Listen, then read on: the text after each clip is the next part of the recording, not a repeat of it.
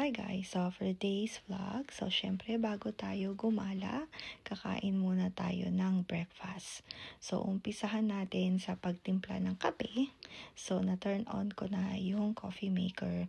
So ito yung coffee natin, yung drip coffee sa 7-Eleven. So ayan, antayin lang natin matapos. And then meron tayong Santi Barley powder, imimix lang natin yan sa ating coffee. So, papakita ko sa inyo kung paano. So, ayan yung sachet niya, gluten-free, ang ating Santi Barley powder. I-open lang natin and then imimix natin. So, ganyan lang. So, hindi ko na guys nilagyan ng milk at saka sugar. So, ganyan lang siya. Dahil medyo matamis siya para sa akin. Pero depende na rin yun sa inyo guys. So, and then meron tayong mga tinapay na binili natin galing Costco. Pero mas gusto ko yung croissant. Ayan, meron tayong Eden cheese na galing Pilipinas. So, hiniwa-hiwa ko na yung cheese.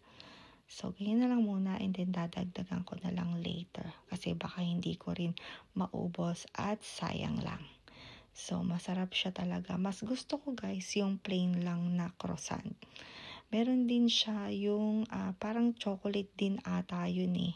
Pero sabi ko kay G-Style, mas gusto ko yung plain. At meron din mas maliit pa dyan.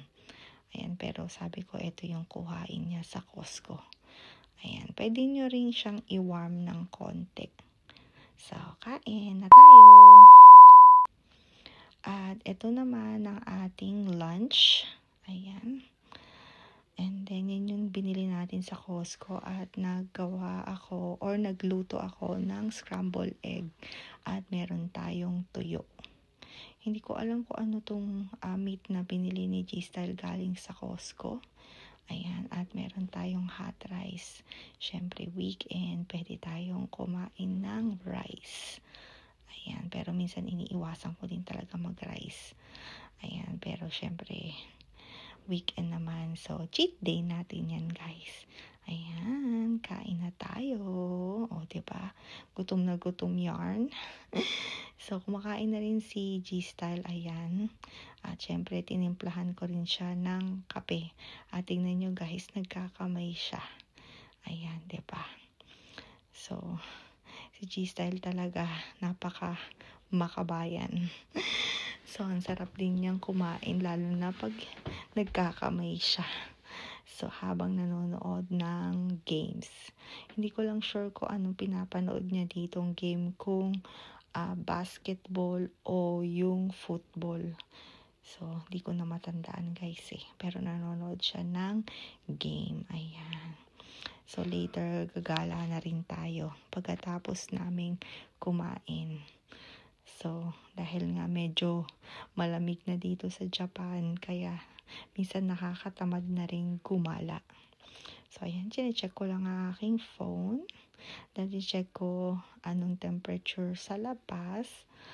At ayan, dahil minsan hindi mo rin alam kung anong susuotin mo. Kung panglamig o pang summer. Dahil pabago-bago pa rin yung weather dito guys.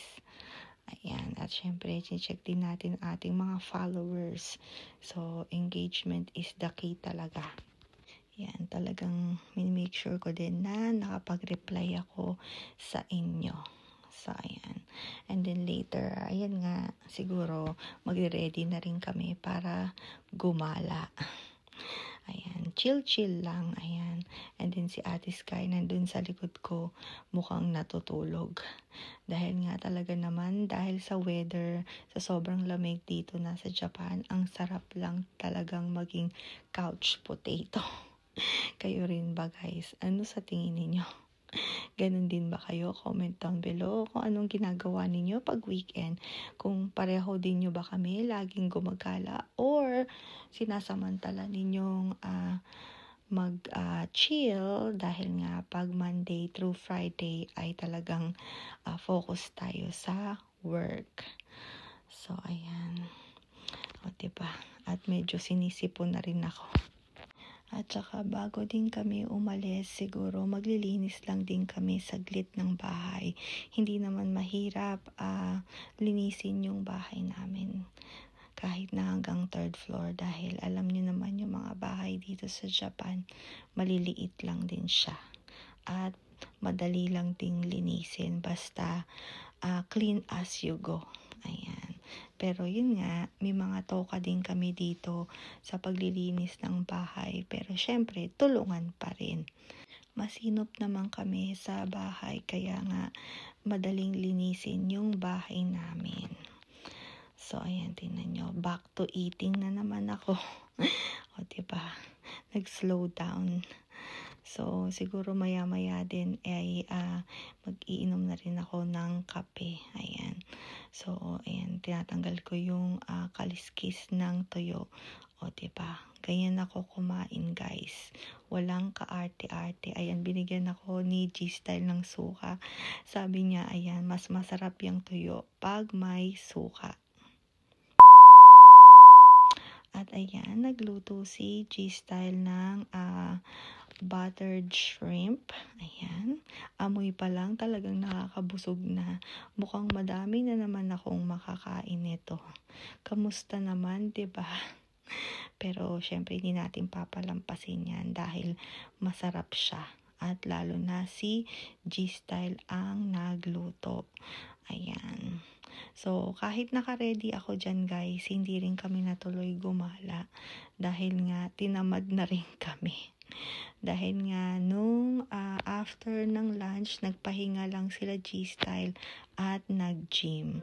So, ayan, hanggang dito na lang ulit. Thank you guys for watching. See you guys next time. Bye guys!